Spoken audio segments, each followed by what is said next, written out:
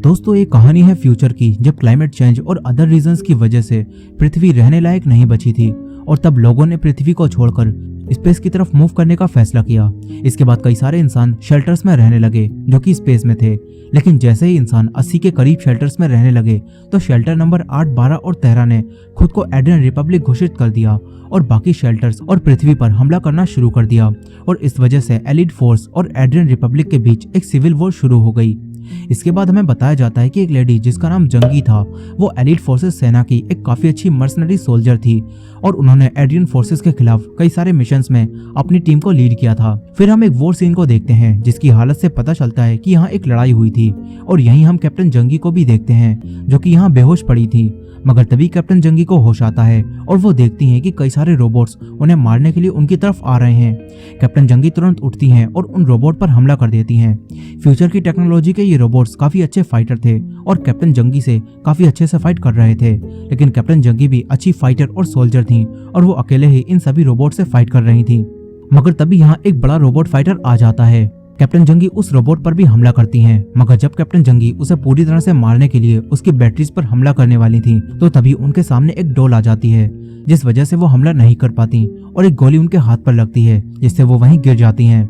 फिर कैप्टन जंगी अपने हाथ को देखती हैं जिस पर गोली लगी थी, लेकिन वो ये देखकर चौंक जाती हैं कि वो भी एक रोबोट हैं। अब तभी यहाँ एक सायरन बजता है और सब कुछ रुक जाता है। इसके बाद हमें पता चलता है कि ये सब एक लैब के अंदर हो रहा था और कैप्टन जंगी को एक सिमुलेशन में रखा गया था। फिर हमें पता चलता है कि कैप्टन जंगी एक काफी अच्छी सोल्जर और फाइटर तो थी, लेकिन 35 साल पहले जब वो एक मिशन पर गई हुई थी तो मिशन के दौरान कैप्टन जंगी काफी जख्मी हो गई थी और कोमा में चली गई थी। लेकिन फिर उनकी फैमिली की मर्जी से क्रोनॉइड लैब के साइंटिस्टों ने उनके दिमाग के फाइटिंग डेटा को यूज करके उन्हीं के जैसे अच्छे फाइटर रोबोट बनाए। मगर इन रोबोट में एक कमी थी, वो सभी रोबोट्स उसी जगह आकर हार जाते थे जहां आकर असली कैप्टन जंगी कोमा में चली गई थी और अब सभी डॉक्टर्स मिलकर उनके ब्रेन को डेटा में कन्वर्ट करके उनके फाइटिंग डेटा को बढ़ाकर दोबारा वैसे ही सिमुलेशन में फंसाते हैं ताकि उनके बनाए रोबोट्स वहां से जिंदा निकल सकें और इस तरह कैप्टन जंगी जैसे अच्छे फाइटर रोबोट्स इन्हें मिल सकेंगे और फिर उनकी मदद से ये सभी सिविल वॉर को जीत जाएंगे। और इस पूरे प्रोजेक्ट को कैप्टन जंगी की बेटी डॉक्टर ह्यून सियो हुन ही लीड कर रही हैं। इसके अलावा इस क्रोनॉइड लैब का डायरेक्टर एक आदमी है जिसका नाम संगहुन है। अब यहाँ कुछ ऑफिसर्स इस प्रोजेक्ट को देखने के लिए आते हैं। लैब डायरेक्टर संगहुन और डॉक्टर सियोहुन उन्हें प्रोजेक्ट की प्रेजेंटेशन देती हैं और बताती हैं कि वो जंगी के ब्रेन के फाइटिंग डेटा को निकालकर उनसे कई सारे फाइटिंग रोबोट्स बना रहे हैं। मगर फिर वो दोनों ऑफिसर पूछते हैं कि क्या कैप्टन जंगी सिमुलेशन से बाहर निकल पाई, क्योंकि ये सिमुलेशन सेम उनके लास्ट मिशन जैसा है जिसमें कैप्टन जंगी फेल हो गई थी और अगर कैप्टन जंगी सिमुलेशन से निकल पाती हैं तो तभी उनके उस ब्रेन डेटा को यूज करके अच्छे फाइटिंग रोबोट्स बनाए जा सकेंगे। अब ये सब सुनने के बाद डॉक्टर सियोहुन उन दोनों से कहती हैं कि कैप्टन जंगी अब तक तो सिमुलेशन से बाहर नहीं निकली हैं, लेकिन वो और उनकी टीम मिलकर इस प्रोजेक्ट में सफल होंगे और कैप्टन जंगी भी इस सिमुलेशन से बाहर निकलेंगी। अब इसके बाद डॉक्टर सियोहुन उस रोबोट का इंटरव्यू लेने चली जाती हैं जो रोबोट अभी सिमुलेशन से निकलने में फेल हो गया था। डॉक्टर सियोन उस रोबोट को तोड़ने से पहले उसका इंटरव्यू लेती हैं।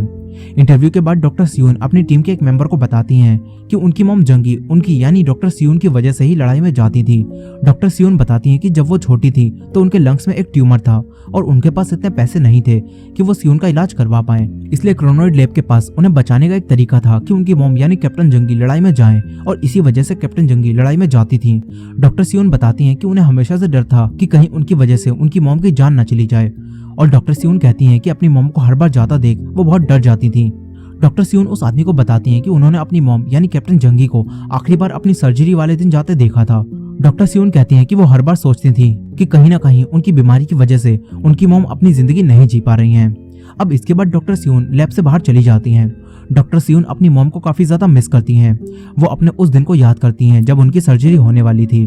इसके बाद डॉक्टर सियोन अपने एथिक्स टेस्ट के लिए जाती हैं। एथिक्स टेस्ट एक ऐसा टेस्ट होता है जिससे पता चलता है कि आप एक इंसान हो या रोबोट। और अब जब डॉक्टर सियोन अपना एथिक्स टेस्ट देती हैं तो उन्हें पता चलता है कि उनका कैंसर बचपन में हुई सर्जरी के बाद फैलता जा रहा है और अब सर्जरी करने का भी कोई फायदा नहीं होगा। दूसरे डॉक्टर सियोन को बताते हैं कि अब उनके पास 3 महीने से भी कम समय बचा है। वो डॉक्टर सियोन को सलाह देते हैं कि उन्हें अपना ब्रेन डेटा एक प्रोथेस्टिक बॉडी में ट्रांसफर करवा लेना चाहिए, क्योंकि इस तरह वो जिंदा रह पाएंगी। लेकिन डॉक्टर सियोन उस दूसरे डॉक्टर से कहती हैं कि उनके पास इतने पैसे नहीं हैं कि वो एक प्रोस्थेटिक बॉडी में अपना ब्रेन डेटा ट्रांसफर करवा सकें। यहाँ वो डॉक्टर सियोन को 3 टाइप की प्रोस्थेटिक बॉडी के बारे में बताता है। वो कहता है कि टाइप ए वालों को इंसानों जितने ही अधिकार मिले हुए हैं, वहीं टाइप बी वालों को थोड़े कम अधिकार मिले हैं और टाइप सी बिल्कुल फ्री है, लेकिन इसमें उन्हें अपना ब्रेन डेटा ट्रांसफर करवाने वाली कंपनी को अपना ब्रेन डेटा यूज करने देना होगा। और इसी वजह से ये सबसे बुरा है, क्योंकि इस कंडीशन में उस इंसान के कई सारे क्लोन्स बनाए जाएंगे और फिर उन्हें प्रोडक्ट्स की तरह यूज किया जाएगा। और डॉक्टर सियोन की मॉम ने भी क्रोनोइड कंपनी के साथ टाइप सी का कॉन्ट्रैक्ट साइन किया था, मगर डॉक्टर सियोन कहती हैं कि वो सोचकर बताएंगी कि उन्हें क्या करना है। अब इसके बाद हमें पता चलता है कि डॉक्टर सियोन की मॉम ने खुद से टाइप सी का कॉन्ट्रैक्ट साइन नहीं किया था, बल्कि उनका परिवार काफी गरीब था और उन्होंने कैप्टन जंगी को बचाने के लिए ही ना चाहते हुए भी टाइप सी का कॉन्ट्रैक्ट साइन किया था। और इसी वजह से अब डॉक्टर सियोन की मॉम कैप्टन जंगी के ब्रेन डेटा को यूज करके एक फाइटिंग प्रोडक्ट बनाया जा रहा है। अब इसके बाद डॉक्टर सियोन अपनी मॉम के असली बॉडी से मिलती हैं, जो कि अब भी कोमा में है। फिर इसके बाद क्रोनोइड लैब में एक बार फिर से एक नए रोबोट में कैप्टन जंगी का ब्रेन डेटा डालकर उन्हें सिमुलेशन में भेजा जाता है और सभी लोग उनके ब्रेन की एक्टिविटी पर ध्यान दे रहे होते हैं। मगर अब यहाँ लैब डायरेक्टर को कुछ और ही सोचता है। वो कहता है कि इस बार जंगी के पैर पर गोली मारो ताकि रिजल्ट्स इस बार अलग हो और शायद इस बार जंगी मिशन में कामयाब हो जाए और सिमुलेशन से बाहर निकल पाए।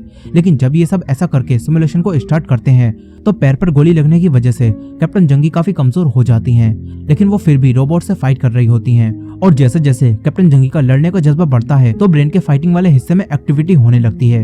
मगर पैर पर गोली लगने की वजह से कैप्टन जंगी काफी कमजोर हो चुकी थी, इसलिए अब वो एक रोबोट से हारने लगती हैं और कैप्टन जंगी का लड़ने का जज्बा खत्म हो रहा होता है। इससे बाकी सबको काफी बुरा लगता है, क्योंकि अब कैप्टन जंगी फिर से हार जाएंगी और सिमुलेशन एक बार फिर से खत्म हो जाएगा। लेकिन तभी ये सब देखते हैं कि कैप्टन जंगी के ब्रेन में एक दूसरे हिस्से में एक्टिविटी होना शुरू हो गई है और कैप्टन जंगी एक बार फिर से उठकर रोबोट से फाइट करने लगती हैं। और ये देखकर ये सब चौंक जाते हैं, क्योंकि उनके ब्रेन का ये हिस्सा अब तक लड़ाई के बीच कभी एक्टिवेट नहीं हुआ था। लेकिन वही सिमुलेशन में कैप्टन जंगी फाइट कर रही थी, मगर तभी एक रोबोट उनके सर पर गोली मारता है, जिससे कैप्टन जंगी वहीं मर जाती हैं और इसके बाद सिमुलेशन खत्म हो जाता है। तभी लैब डायरेक्टर जंगी के ब्रेन के उस हिस्से को येलो मार्क करवा देता है, जो कि अभी लड़ाई के वक्त एक्टिव हुआ था।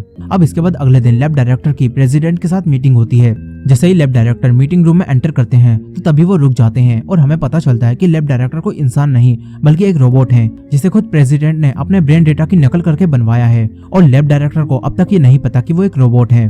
अब इसके बाद प्रेसिडेंट डॉक्टर सियोन से बात करते हैं। प्रेसिडेंट डॉक्टर सियोन और उनकी मॉम कैप्टन जंगी को काफी अच्छे से जानते थे और प्रेसिडेंट ही इस पूरे प्रोजेक्ट में अपने पैसे लगा रहे थे। डॉक्टर सियोन प्रेसिडेंट को बताती हैं कि वो जल्दी ही कैप्टन जंगी के ब्रेन डेटा को समझकर उनके जैसे कई सारे फाइटिंग रोबोट्स तैयार कर लेंगे। लेकिन फिर प्रेसिडेंट डॉक्टर सियोन को बताते हैं कि इतने सालों से चल रही सिविल वॉर अब एक एग्रीमेंट के साथ खत्म होने वाली है, जिसका मतलब है कि फाइटिंग रोबोट्स बनाने का अब कोई भी फायदा नहीं है। प्रेसिडेंट डॉक्टर सियोन से पूछते हैं कि क्या कैप्टन जंगी लड़ाई के अलावा और किसी चीज में अच्छी थी, ताकि अब प्रेसिडेंट उनके ब्रेन डेटा को यूज करके फाइटिंग रोबोट्स बनाने की जगह घरों में काम आने वाला कोई और एआई बना सके। इससे उनकी कंपनी का फायदा होगा। प्रेसिडेंट डॉक्टर सियोन से फाइटिंग रोबोट्स बनाने वाले प्रोजेक्ट को बंद करने के लिए कहते हैं। ये सुनकर डॉक्टर सियोन को काफी बुरा लगता है, क्योंकि वो नहीं चाहती थी कि उनकी मॉम एक प्रोडक्ट बनकर घरों में यूज होने लगे। वो प्रेसिडेंट से कहती हैं कि हमें थोड़ा और समय दे दीजिए, हम जल्दी ही अच्छे फाइटिंग रोबोट्स बना लेंगे। लेकिन प्रेसिडेंट नहीं मानते और डॉक्टर सियोन से इस प्रोजेक्ट को बंद करके घरों में यूज होने वाले एआई बनाने के लिए कहते हैं। इसके बाद वो लैब डायरेक्टर को फिर से रिज्यूम कर देते हैं और डॉक्टर सियोन को यहाँ से जाने के लिए कहते हैं। बाद में जब लैब डायरेक्टर और डॉक्टर सियोन की टीम मिलकर एक और रोबोट में कैप्टन जंगी का ब्रेन डेटा डालकर एक बार फिर से उन्हें सिमुलेशन में भेजती है, तो वो रोबोट इस बार भी सिमुलेशन से बाहर नहीं निकल पाता और एक बार फिर से मिशन फेल हो जाता है। लैब डायरेक्टर को ये देखकर काफी गुस्सा आता है। वो इस रोबोट को इंटरव्यू एरिया में लाते हैं और उसे एक्टिवेट कर देते हैं। एक्टिवेट होने के बाद कैप्टन जंगी जाग जाती हैं और कहती हैं कि तुम सब कौन हो, क्योंकि कैप्टन जंगी को अब तक उनके ब्रेन डेटा को यूज करके उनके क्लोन बना जा रहे हैं ये नहीं पता था। और अब लैब डायरेक्टर फिर से कैप्टन जंगी के ब्रेन के उसी येलो एरिया को एक्टिवेट करने के लिए उनके दिमाग को एक्टिवेट करके उनके एक हाथ को काटते हैं। इससे कैप्टन जंगी को काफी दर्द होता है, लेकिन फिर भी उनके ब्रेन का वो येलो एरिया अब तक एक्टिवेट नहीं होता। ये देखकर लैब डायरेक्टर रूम के अंदर जाकर जंगी के पैर पर गोली मारते हैं और फिर कैप्टन जंगी को एक्टिवेट करने के लिए कहते हैं। लेकिन ये देखकर डॉक्टर सियोन को काफी बुरा लगता है और वो सारा कंट्रोल अपने हाथों में लेकर कैप्टन जंगी को दोबारा एक्टिवेट नहीं करती। ये देखकर लैब डायरेक्टर को और भी ज्यादा गुस्सा आता है। वो डॉक्टर सियोन पर गन पॉइंट करके कैप्टन जंगी को एक्टिवेट करने के लिए कहता है, मगर डॉक्टर सियोन तब भी कैप्टन जंगी को एक्टिवेट नहीं करती। तभी एक लेडी आकर लैब डायरेक्टर से कहती है कि आपको प्रेसिडेंट ने बुलाया है, जिसके बाद लैब डायरेक्टर प्रेसिडेंट के पास चले जाते हैं। डॉक्टर सियोन बाकी सबसे कहती हैं कि ब्रेन के सारे डेटा को इकट्ठा करो, अब ये प्रोजेक्ट बंद हो रहा है, और फिर बाकी सब यहाँ से चले जाते हैं। डॉक्टर सियोन फिर सिमुलेशन वाले रूम में जाकर पुराने रिकॉर्ड्स को देखने लगती हैं। इसके बाद वो एक्सपोर्ट हुए डेटा को लेने के लिए एक आदमी के पास जाती हैं। लेकिन फिर उस आदमी से डॉक्टर सियून को पता चलता है कि हेड ऑफिस अब कैप्टन जंगी को पर्सनल यूज में आने वाला एक प्रोडक्ट बनाने वाला है। और ये सुनकर कैप्टन जंगी को काफी दुख होता है। वो आदमी कहता है कि कैप्टन जंगी ने टाइप सी का कॉन्ट्रैक्ट ही साइन किया था और उसके मुताबिक ब्रेन डेटा को यूज करके कैसा भी प्रोडक्ट बनाया जा सकता है। अब ये सब जानने के बाद डॉक्टर सियून कंट्रोल रूम में जाती हैं। वहीं लैब डायरेक्टर भी होता है जिसे प्रेसिडेंट ने इस प्रोजेक्ट को बंद करने के बारे में सब कुछ बता दिया होता है और लैब डायरेक्टर इस प्रोजेक्ट के बंद होने से काफी दुखी होता है। वो डॉक्टर सियून को बताता है कि कल आखिरी सिमुलेशन होगा और अब इसके बाद ये प्रोजेक्ट बंद हो जाएगा। फिर डॉक्टर सियून दोबारा कैप्टन जंगी के रोबोट के पास जाकर उन्हें एक्टिवेट करती हैं और उनसे बात करती हैं। हालांकि ये कैप्टन जंगी असली नहीं थी बल्कि एक क्लोन थी, लेकिन फिर भी क्लोन में भी कैप्टन जंगी का ही ब्रेन था, यानी एक्टिवेट होने पर वो असली कैप्टन जंगी जैसी ही थी। और अब डॉक्टर सियून कैप्टन जंगी से बात करती हैं। वो कहती हैं कि हमने आपको बहुत मुश्किल से बचा पाया है। इसके बाद कैप्टन जंगी डॉक्टर सियून से कहती हैं कि क्या तुम मेरा एक काम करोगी। कैप्टन जंगी डॉक्टर सियून से कहती हैं कि आज मेरी बेटी की सर्जरी थी, क्या वो ठीक से हो गई, क्योंकि कैप्टन जंगी को लगता है कि आज वही दिन है जब डॉक्टर सियून की सर्जरी थी और वो अपने आखिरी मिशन पर गई थी। और कैप्टन जंगी ये नहीं जानती कि डॉक्टर सियून उनकी बेटी हैं और अब कई साल बीत चुके हैं। लेकिन अब जब डॉक्टर सियून अपनी मॉम से अपने बारे में सुनती हैं तो काफी इमोशनल हो जाती हैं। वो कैप्टन जंगी से कहती हैं कि आपकी बेटी की सर्जरी सक्सेसफुल रही और आपकी बेटी अब बिल्कुल ठीक है। ये सुनकर कैप्टन जंगी को काफी खुशी होती है। फिर कैप्टन जंगी डॉक्टर सियून को बताती हैं कि सर्जरी शुरू होने से पहले उनकी बेटी ने उन्हें एक डॉल दी थी और कहा था कि ये लकी है और ये आपको हिम्मत देगा। लेकिन फिर मिशन के दौरान कैप्टन जंगी से वो डॉल लड़ाई के बीच कहीं खो गई और उसी डॉल की वजह से कैप्टन जंगी आखिरी रोबोट को नहीं मार पाई थी और मिशन में फेल हो गई थी। कैप्टन जंगी कहती है कि मुझे वो डॉल खोने का काफी दुख है। अब ये सब सुनकर डॉक्टर सियून अपने इमोशंस को नहीं रोक पाती और कैप्टन जंगी को रोककर काफी ज्यादा रोने लगती हैं। इसके बाद डॉक्टर सियून डिसाइड करती हैं कि वो अपनी मॉम को घर में यूज होने वाला प्रोडक्ट नहीं बनने देंगी। इसलिए अगले दिन जब आखिरी सिमुलेशन होता है तो तब डॉक्टर सियून सिमुलेशन रूम में जाकर अपनी मॉम के ब्रेन से येलो मार्क वाले हिस्से को डिलीट कर देती हैं, क्योंकि ये उनके मॉम के ब्रेन में उनकी बेटी यानी डॉक्टर सियून की मेमोरीज हैं और उनकी बेटी की मेमोरीज की वजह से ही वो अपने मिशन में कामयाब नहीं हो पा रही हैं। लेकिन डॉक्टर सियून का इरादा सिर्फ अपनी मॉम को सिमुलेशन से बाहर निकालना ही नहीं है, वो अपनी मॉम को सब कुछ बता देती हैं और उनके साथ क्या हो रहा है ये भी समझा देती हैं। और फिर इसके बाद आखिरी सिमुलेशन स्टार्ट होता है। इसके बाद यहाँ वही सब होता है जो हमने मूवी की शुरुआत में देखा था और कैप्टन जंगी रोबोट से फाइट करती हैं, लेकिन आखिर में उसी जगह आकर हार जाती हैं और सिमुलेशन फिर से खत्म हो जाता है। अब इसके बाद दो आदमी आकर कैप्टन जंगी को एक्टिवेट करके डिस्ट्रॉय करने के लिए ले जाते हैं, लेकिन कैप्टन जंगी को सब पता था कि उनके साथ क्या होने वाला है और इस वक्त वो पूरी तरह से एक्टिवेट थी और भागने के लिए बिल्कुल तैयार थी। वहीं कंट्रोल रूम में भी लैब डायरेक्टर जब वीडियो को रिप्ले करके देखता है तो समझ जाता है कि इस बार कैप्टन जंगी सिमुलेशन से बाहर निकल चुकी हैं और अब वो पूरी तरह से एक्टिव हैं और कैप्टन जंगी अब भागने के लिए बिल्कुल तैयार हैं। इसीलिए लैब डायरेक्टर अब इमरजेंसी अलार्म बजवा देते हैं। वहीं कैप्टन जंगी उन दोनों डॉक्टर्स को मारकर उनका कार्ड ले लेती हैं ताकि वो यहाँ से भाग सकें। दूसरी तरफ लैब डायरेक्टर समझ चुका था कि कैप्टन जंगी यहाँ से भागने वाली हैं, इसलिए उन्होंने यहाँ रोबोट पुलिस को बुला लिया था और दूसरे रोबोट्स को भी कैप्टन जंगी को पकड़ने के लिए भेज दिया था। वहीं दूसरी तरफ डॉक्टर सियून अपनी मॉम यानी कैप्टन जंगी के ओरिजिनल डेटा को डिलीट कर देती हैं ताकि दोबारा इसकी और कॉपीज ना बनाई जा सकें। इसके बाद वो कैप्टन जंगी को ढूंढने जाती हैं। वहीं कैप्टन जंगी एक ऐसे रूम में पहुंच जाती हैं जहां उनके जैसे और भी कई सारे क्लोन्स थे, लेकिन इनमें से किसी में भी उनका ब्रेन नहीं था।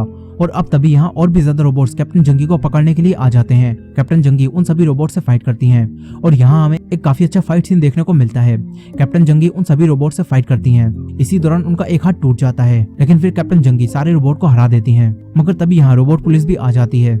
रोबोट पुलिस के पहुंचने से पहले डॉक्टर सियून अपनी मॉम तक पहुंच जाती हैं और उन्हें बचाने के लिए एक प्लान बनाती हैं। इसके बाद यहाँ रोबोट पुलिस आ जाती है और कैप्टन जंगी को मार देती है। डॉक्टर सियून जख्मी होने का दिखावा करती हैं और दूसरे रोबोट के साथ यहाँ से निकल जाती हैं। मगर फिर रोबोट पुलिस देखती है कि कैप्टन जंगी की बॉडी में उनका ब्रेन नहीं है, इसलिए वो सीसीटीवी फुटेज को चेक करती है और उन्हें पता चलता है कि डॉक्टर सियून ने कैप्टन जंगी के ब्रेन को उस दूसरे रोबोट में ट्रांसफर कर दिया है, जिसके साथ डॉक्टर सियून बाहर गई है। यानी कैप्टन जंगी अब वही दूसरा रोबोट है। वहीं दूसरी तरफ डॉक्टर सियून अपनी मॉम को इस लैब से निकालती हैं और ट्रेन में चली जाती हैं। बाद में ट्रेन भी यहाँ से निकल जाती है और इन्हें लगता है कि ये बच चुकी हैं। डॉक्टर सियून कैप्टन जंगी से कहती हैं कि यहाँ से बहुत दूर भाग जाइए, मगर तभी इनके सामने लैब डायरेक्टर आता है जो कि इसी ट्रेन में होता है और वो डॉक्टर सियून को शूट कर देता है। ये देखकर कैप्टन जंगी उस पर हमला करती हैं और फिर डायरेक्टर की एक आंख पर गोली लग जाती है। फिर लैब डायरेक्टर अपने आप को शीशे में देखता है और उसे पता चलता है कि वो भी एक रोबोट है और ये जानने के बाद उसे काफी खुशी होती है। और फिर इस ट्रेन में लैब डायरेक्टर और कैप्टन जंगी के बीच फाइट होने लगती है। इसी दौरान रोबोट पुलिस भी यहाँ आ जाती है। वो यहाँ आकर ट्रेन पर हमला करने लगती है और कुछ रोबोट भी ट्रेन में आ जाते हैं। कैप्टन जंगी उन सबसे अकेले ही फाइट करके उन्हें मार देती हैं, लेकिन फाइट के दौरान कैप्टन जंगी को बचाते वक्त डॉक्टर सियून और भी ज्यादा जख्मी हो जाती हैं। वहीं लैब डायरेक्टर अब भी जिंदा होता है और वो कैप्टन जंगी को मारने वाला होता है, मगर डॉक्टर स्यून कैप्टन जंगी को बचा लेती हैं और लैब डायरेक्टर अब मारा जाता है। इसके बाद डॉक्टर स्यून कैप्टन जंगी से कहती हैं कि पुलिस आपको पकड़ ले, इससे पहले ही आप यहाँ से भाग जाइए। जिसके बाद कैप्टन जंगी यहाँ से चली जाती हैं और एक चट्टान के ऊपर खड़ी होकर चारों तरफ देखती हैं। इसके साथ ही ये मूवी यहीं खत्म हो जाती है। सो दोस्तों, ये थी जंग ई मूवी की फुल स्टोरी।